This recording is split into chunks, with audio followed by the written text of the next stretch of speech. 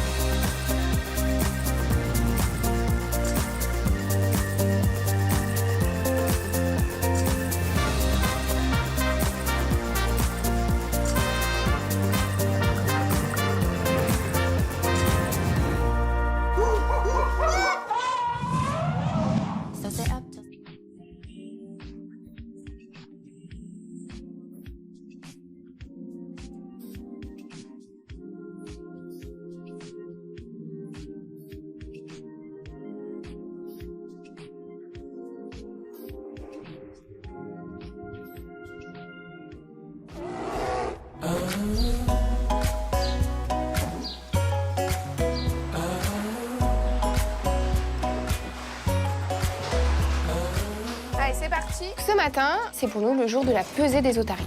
Donc, on installe la balance avec Eva, il y a Fabien aussi qui est là. Ah bah là, on est tous là, hein. C'est une vraie... c'est une famille, là, on est tous là. Et on va poser. Hop. J'étais super contente quand Bérénice m'a proposé d'y assister parce que ça m'a fait quelque chose de nouveau, quelque chose que j'avais encore jamais fait. Donc c'est sympa d'être vraiment un peu au cœur de l'action. Ok. On la pose dans l'autre sens, tourne. Voilà. Et alors donc Eva, on vérifie que la balance fonctionne. On pèse les stagiaires. D'accord. Ou on pèse Fabien. Allez, attends. Pour tester la balance, voir si on marche, le premier cobaye, c'est moi. Ouais, non, elle augmente. Elle augmente. Elle augmente. Je pense qu'elle n'est pas correcte, ou alors j'ai pris un petit peu de poids. 72 normalement. J'ai fondu pourtant. J'ai fou. On est d'accord, elle rajoute du poids. Je l'ai toujours dit, celle-ci, elle a beau être nouvelle, elle rajoute au moins 2 kilos. Je vais te dire à chaque fois de quelle otarie il s'agit et tu notes le poids. Ok? Donc là, je vais commencer par Jimmy. Fallait pas me dire, j'aurais essayé de reconnaître. Oh, en une semaine? Non mais si, j'ai des techniques de reconnaissance. Très bien, eh ben... étonne-moi. Ok. Il y a Eva qui pense pouvoir reconnaître les otaries. Donc c'est vrai qu'on se dit, bon, ok, tu veux jouer à ça? Ok. Bah là, je dirais Jimmy. 117. Viens, mon nouveau. Il est mignon. Il est mignon. Allez, go.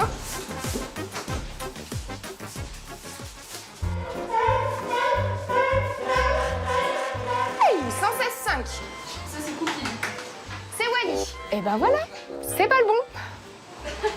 Je me suis dit que j'allais essayer de reconnaître toutes les otaries qui passaient les unes après les autres et arrivé à Wally, j'ai cru que c'était Cookie. Elle veut bien faire, Eva, elle est très motivée, elle veut bien faire, mais elle se précipite un petit peu. C'était presque ça, hein. Oui, bah une otarie prête, t'as raison, c'est presque ça, ouais. J'en profite, je fais venir Eva.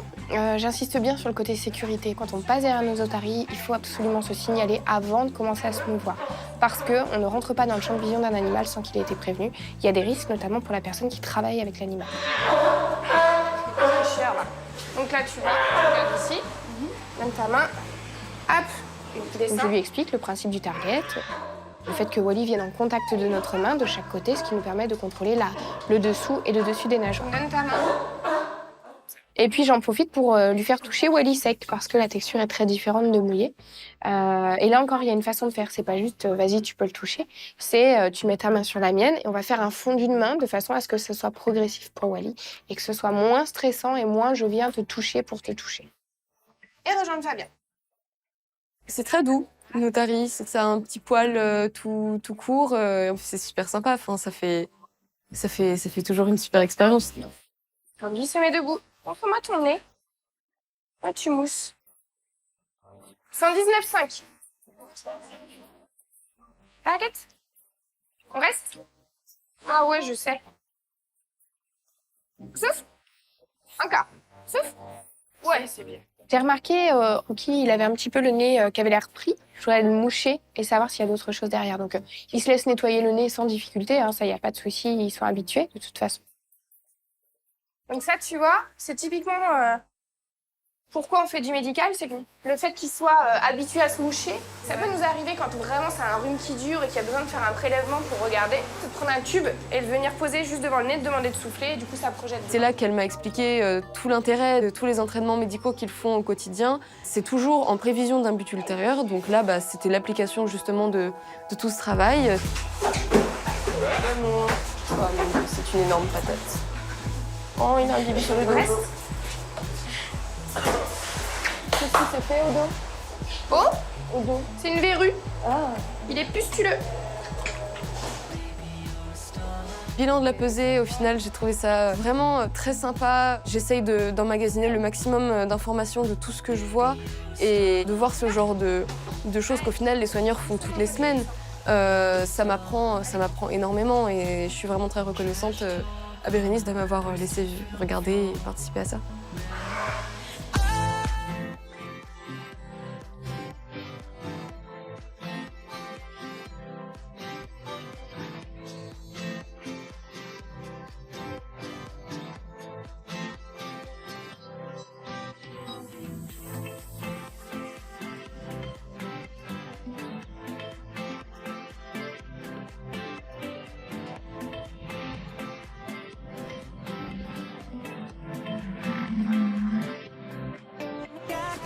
Bon, allez.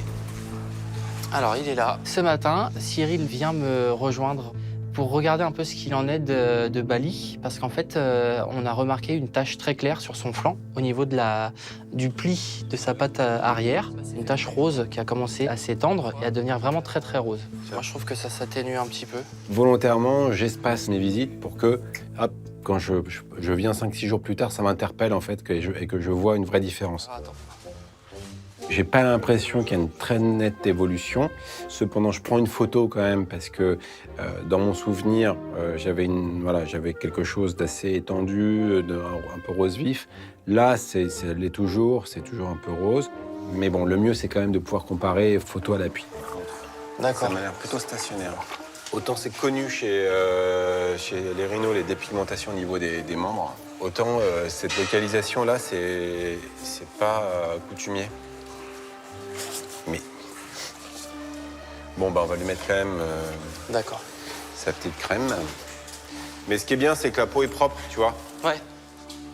Donc il n'y a pas de pustule, il n'y a pas de suppuration. Tu vois, a priori, il n'y a pas de processus infectieux là-dessous. Je décide de prendre du temps ce matin pour faire son petit soin, pour rester 20 minutes, profiter aussi du lien avec l'animal. Et on a cette chance en plus avec les rhinos de pouvoir le faire, d'avoir ce contact physique quasi immédiat, quoi. Donc c'est un plaisir, bien sûr. Ouais. C'est quand même chouette de se dire que le matin, qu'est-ce qu'on a fait? On a fait un petit cataplasme à un rhino. Ouais. C'est quand même sympa. C'est le côté sympa du métier. Alors, on en profite.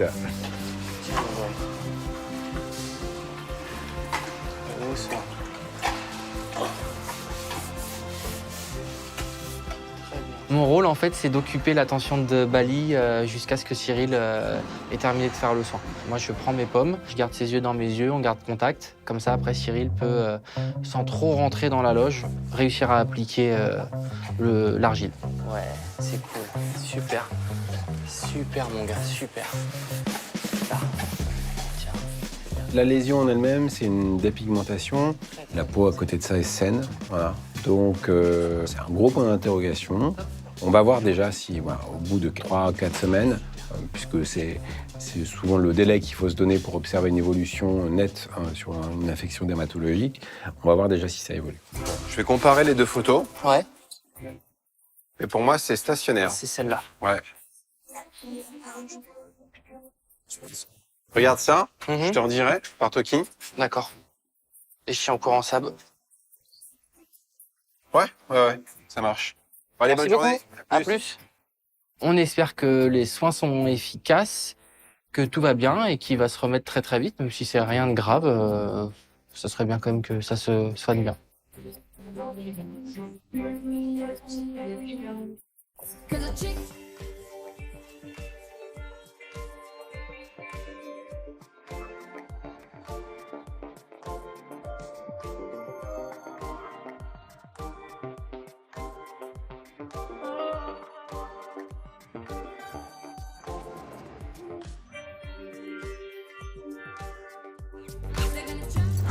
C'est... C'est vraiment pas beau. Ce matin, je vais au mandrill parce qu'on attend toujours notre fameux bébé mandrill. Donc en fait, je vais voir Crevette et j'ai aussi lu sur le cahier en fait que Crevette avait un abcès au niveau de la joue gauche. Et du coup, voilà, je décide d'aller voir ça. Elle doit mettre bas pour quand? Eh ben normalement là, c'est pour là. On est dans la période. Mais bon, elle après, elle a l'habitude, hein, tous les jeunes pratiquement qui sont ici, en fait, c'est ces petits, ils ont à peu près tous 1 an d'écart. Ah oui, ok. Oh, allez, on la rouvre. Hop. Allez.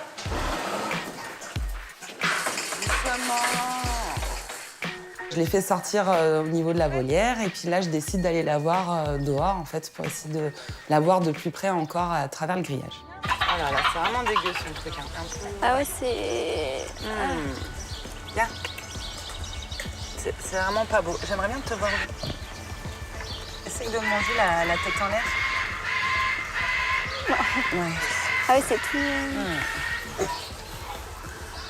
T'as ton bébé, quand il va voir ta tête, tu vas lui faire trop peur. Là, tu le vois bien. Hein. Je peux appuyer dessus. Bah alors, c'est quoi ce gros bidou là?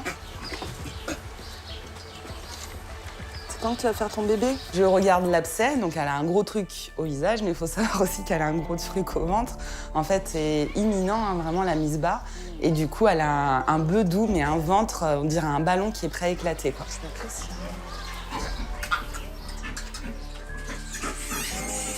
Je me dis, après tout, vu que je suis au niveau du grillage, elle est très près de moi, je peux peut-être demander à Cyril, peut-être je peux essayer de la flusher, donc en fait, lui mettre de la bétadine au niveau de son abcès, ou je sais pas, essayer de l'aider, de désinfecter un petit peu. Ouais, j'écoute. Oui, bonjour, c'est Aurélie. Je voulais savoir, là, pour Crevette, la femelle mandrill, est-ce qu'on doit la flusher ou faire des petits soins locaux? Bah non, par rapport à son stade de gestation, on peut rien faire, Aurélie. Ah, ok. C'est pas beau, hein. Bah ouais, je sais, ouais. Je suis pas loin, là, je viens passer devant.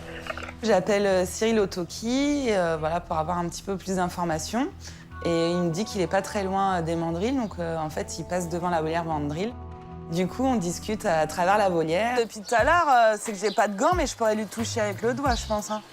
Bah si c'est jouable, vas-y. Hein.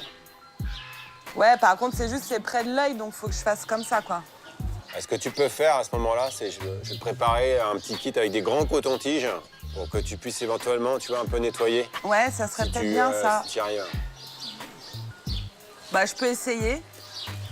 Ouais, bah si tu peux essayer de faire ça. Parce que là, elle s'approche vraiment très bien du grillage. Hein. Ok. Ok. Là, ça va être un gros challenge.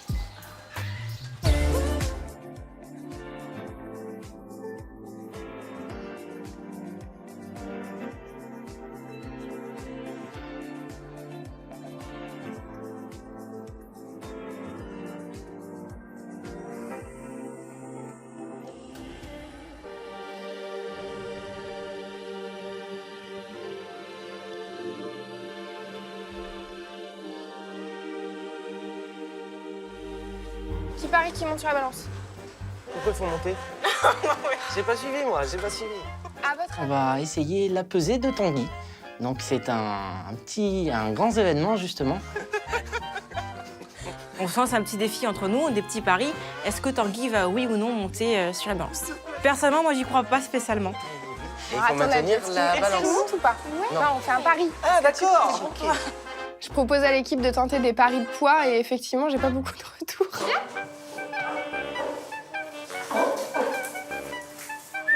C'est bien ça, garçon. Béré va chercher Tanguy et elle l'amène au niveau de la balance. Alors déjà, on voit l'attitude de Tanguy. Dès qu'il voit un petit peu la balance, où il a l'air un peu méfiant sur ses gardes, ben forcément, c'est une grosse palette rouge qui est un peu dessus. Ça fait peur, c'est tout nouveau. Oui, c'est bien Tanguy Boy, super. La palette et la balance, ça bouge un petit peu, c'est pas très stable et c'est ce qui lui fait peur. Donc je trouve que quand même dans l'attitude, il est plutôt cool, c'est plutôt positif. Oui, c'est bien Tanguy, super mon garçon. Super boy. Allez boy. Good boy. Oui, c'est bien mon loulou. Allez, vas-y, viens. Super, c'est bien mon garçon. Allez boy, viens. Bérénice, ce qu'elle propose de faire, c'est de s'accroupir. Donc elle prend un petit risque, parce que du coup, forcément, vu qu'elle est plus basse, il y a un risque parce qu'elle est au niveau de la tête de Tanguy. Donc si jamais il a un mouvement agressif, c'est sa tête qui peut prendre en premier. Mais ça rassure Tanguy. Le fait qu'elle soit accroupie fait qu'il va venir plus facilement vers elle pour toucher le target. Allez boy. On est courageux. Super, oui, c'est ça. Allez mon loulou, encore. Faut monter sa fesse. Super mon loulou. On ouvre. Hey, bravo Tanguy. Il finit quand même par monter une nageoire de presque dessus. On arrive à obtenir des choses. Alors, il y a des étapes, c'est-à-dire qu'il vient, il recule, il repart, il faut aller le chercher. Enfin, voilà. La session, finalement, n'est pas si mal dans le sens où on obtient quand même des choses, à savoir qu'il pose la nageoire sur la palette. On reste. Allez, go! Une fois que j'ai récupéré un peu le contrôle, qu'il a fini de se balader, j'ai obtenu quelque chose que je considère de très positif et on peut continuer la session dehors. Bérénice amène Tanguy dehors pour lui faire des petits exercices au bord du bassin. Ouais, par-dessus. Moi, je suis la sécurité. J'ai une pelle dans les mains, donc c'est pas du tout pour taper Tanguy. C'est juste, vu qu'il a déjà mordu Bérénice, c'est juste si jamais il a un comportement agressif et qu'il attrape Bérénice pour taper sur le sol. Comme ça, il aura peur et normalement, il devrait lâcher Bérénice.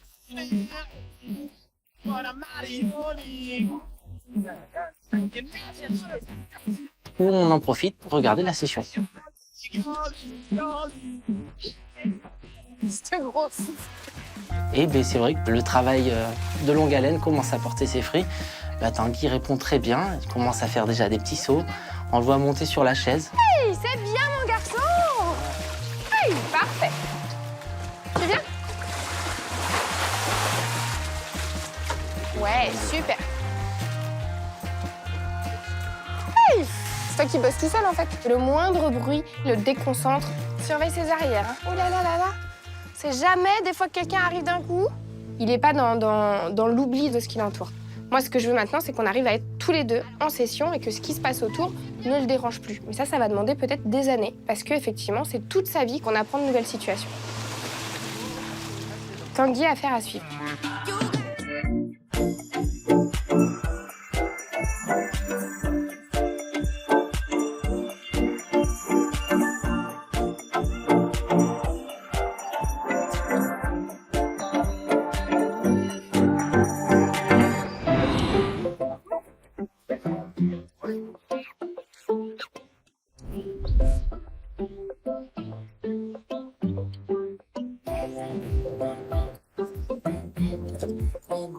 Une fois que Cyril m'a préparé tout ce qu'il faut pour aller soigner Crevette, je prépare des petites friandises en coulisses.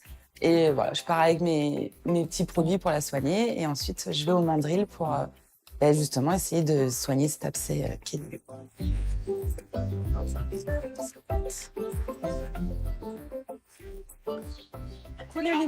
Oui. Je me dis si j'arrive à flusher. Donc en fait, flusher, c'est juste avec une seringue de bétadine. On laisse exprès l'aiguille pour que ça fasse un jet très net et assez puissant, pour qu'en fait, voilà, ça puisse rentrer dans l'abcès et que je puisse, voilà, un petit peu nettoyer. Le trou de l'abcès peut peut-être un petit peu s'agrandir pour que le pus sorte plus facilement. Crevette, crevette. Voilà. Déjà, je lui montre un peu les seringues, la bétadine, compresse. Je montre ma petite panoplie de soins, quoi. Et en fait, voilà, elle a envie de rester parce qu'elle voit que j'ai des bonnes choses dans ma boîte. Sauf que ça attire les autres. Et en fait, les autres, voilà, essayent de tout me prendre la nourriture que j'ai dans la main, enfin tout, quoi. Je galère. Je vais aller chercher la stagiaire qui est à côté. C'est de te mettre dans le coin là-bas. Et de temps en temps, tu jettes des petites poignées un petit peu partout. Ok, ça marche. Alors, crevette. Crevette. Tiens, voilà, super. Vas-y, continue encore une petite poignée là. Si tu rapproches plus ta tête aussi, comment je vais faire, moi? Ah, dégueulasse. Mais arrête. Oh, pardon. Ah, je lui donne à manger et puis, hop, je lui mets un petit coup au niveau de l'abcès, donc je suis contente. Ça marche, elle a pas l'air d'avoir peur. Elle recule un petit peu, parce que voilà, forcément, ça gicle un peu, c'est mouillé. Donc voilà, je retente. Deuxième fois, ça s'en prend partout. Mais je suis quand même contente, ça n'a pas si peur que ça de la seringue, en fait, ça va. Ça s'appelle une compresse, ça se mange pas. Vraiment que t'approches ta petite tête. Mais pousse-toi, toi. Mais... Non. Bah oui, vous comprenez pas. C'est pas... J'ai plus rien, regarde.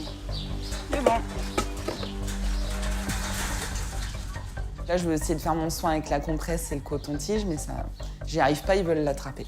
Et puis crevette, au bout d'un moment, elle laisse tomber aussi. Ah bah oui, bien sûr. Arrête de me prendre le coton-tige. Le bide qu'elle a. Bon, ben crevette. Bon, c'est un échec, mais... On va y arriver. Je me dis que c'est possible. De toute façon, elle en a quand même un petit peu, donc ça va pas lui faire de mal. Ouais, mais c'est que j'aurais bien voulu... Ouais. Au final, voilà, je suis quand même satisfaite parce que j'ai essayé, j'ai réussi un petit peu à flusher l'abcès, mais non, je m'attendais à mieux. Donc, il va falloir que je renouvelle les soins dans la journée.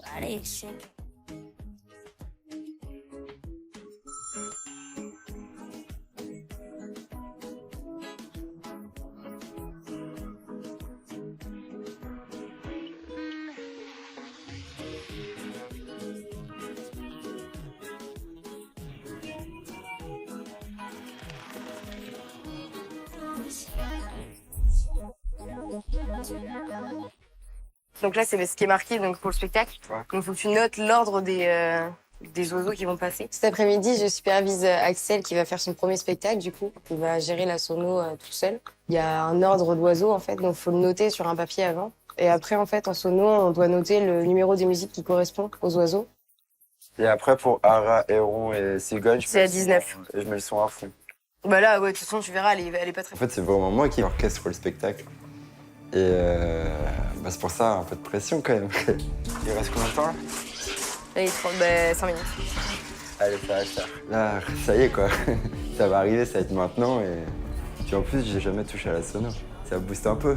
Bah, essaye de me regarder un maximum. Ouais, c'est ce qu'elle m'a dit. Quand même. Donc ça, c'est le... Quand tu fais ça, c'est... Quand c'est ça, c'est faut monter la musique. Si on fait ça, c'est que c'est trop fort, donc faut que tu diminues. Si je te fais ça et ça, c'est le micro. Je lui rappelle bien de bien nous regarder nous, parce que c'est nous qui allons donner le tempo et lui, il va suivre. Donc, mais je le rassure, je lui dis que tout va bien se passer, qu'il n'y aura pas de soucis. Là, avec Clémence, on arrive dans la cabane. Donc elle me dit, bon, vas-y, je te laisse tout faire. Donc je fais, ok, bah, pas de souci. J'allume les platines, etc. Et bah là, je vois tout le public qui est là. J'espère que je vais pas faire foirer le spectacle. Mais non, mais de toute façon, je serai avec toi, donc justement, tu suis juste l'ordre, en fait. Oui. Genre, tu mets la 5, machin. De toute façon, moi, je vais te dire au fur et à mesure. Bienvenue dans le monde des oiseaux. Vous allez assister dans quelques instants au spectacle d'oiseaux en vol libre. Donc là, tu mets play, tu baisses celle-là. Je rentre sur l'air de spectacle et là, la musique est balancée. Au cours de mon intro, c'est une autre musique qui se lance. Là, je fais « Ouh là là là là, mon Dieu !» pourvu que ça se rétablisse au cours du spectacle. Et là, tu peux faire monter. Tu peux monter. Stop. En fait, laisse tout le temps son doigt dessus parce qu'elle parle tout le temps. Donc des fois, faut vraiment... Ça, tu peux arrêter. Hein. Ouais. Faut que tu regardes ça.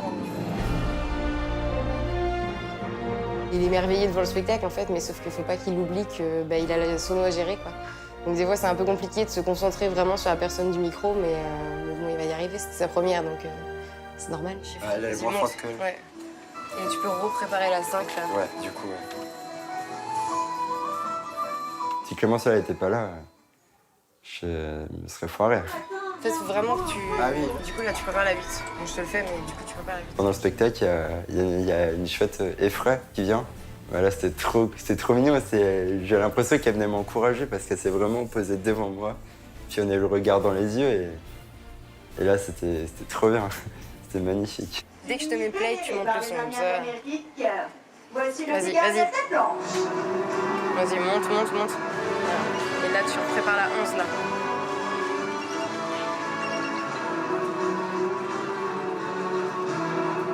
Alors fais gaffe parce que là, quand elle parle, tu peux baisser un tout petit peu.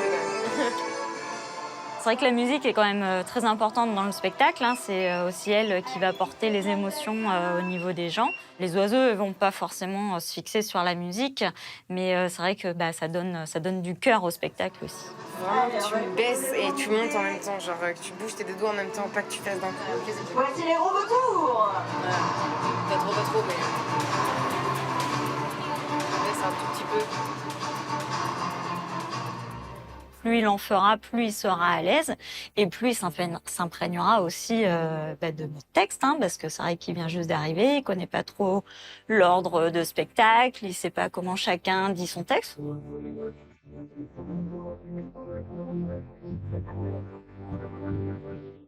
C'était un peu aussi ma responsabilité de pas qu'il fasse foirer le spectacle, quoi. Donc du coup, c'est pour ça que j'étais beaucoup derrière lui. Mais vers la fin, je l'ai un peu laissé faire et ça, il a à peu près compris. Demain, on va refaire une sono et je vais être encore derrière lui à regarder s'il ne fait pas d'erreur sur la musique, s'il a bien compris les transitions, etc. Mais de toute façon, il n'y a jamais personne qui a pas réussi la sono, donc ce serait dommage pour lui de ne pas réussir quand même.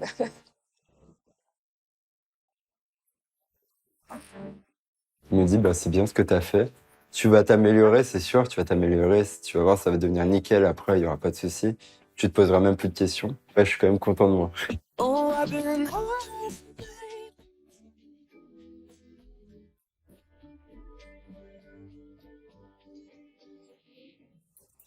Avec Mathilde, on va sortir les tortues dans leur enclos pour la journée et profiter du soleil. Il faut qu'il y ait un minimum de température, donc une vingtaine de degrés, c'est bien pour qu'elles sortent. On a des grassouillettes, des petits maigres. Bon, ça bouchonne. Prennent leur ticket péage.